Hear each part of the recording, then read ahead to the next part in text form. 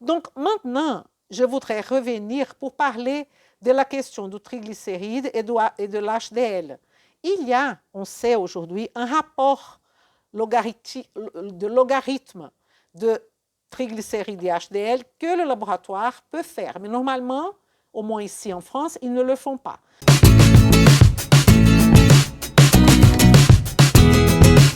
Vem comigo! Donc, qu'est-ce qu'on fait? On va tout simplement diviser la valeur du triglycéride, 1,49, divisé par le HDL, 0,31.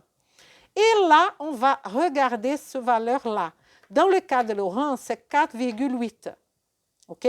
Ça veut dire, si on divise les triglycérides de Laurent, 1,49, par le HDL de Laurent, 0,31, vous faites là avec votre calculatrice, j'ai déjà fait, vous allez voir qu'on a 4,8. Qu'est-ce que ça veut dire?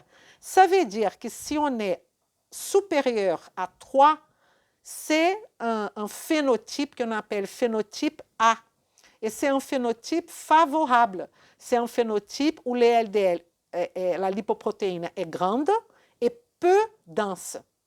En revanche, pour ceux qui on va faire la même division et qui on va avoir un triglycéride HDL inférieur à 3, là, on va voir un phénotype type B. Et là, on va voir les LDL petites, denses, beaucoup plus de danger. Et qui dit ça? Qui a conclu ça? Ce n'est pas moi du tout. Hein? C'est Gerald Raven. Je vais mettre son nom ici. Gerald Raven.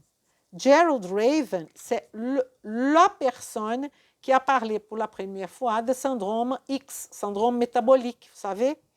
Et là, il a conclu que tout ce qui ont ces LDL type B, phénotype type B, ça veut dire qu'il est petit, dense, donc ils vont facilement passer à l'endothélium et effectivement faciliter la formation de la plaque d'athérome.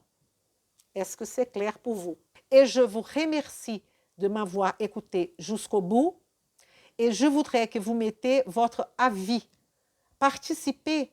Si vous êtes intéressé, mettez ce que vous pensez. Est-ce que vous avez déjà fait ce type de bilan? Comment vous avez conduit ce type de bilan? Il ne faut pas écrire beaucoup, mais on va quand même faire des échanges, n'est-ce pas? À bientôt et merci. Vem comigo!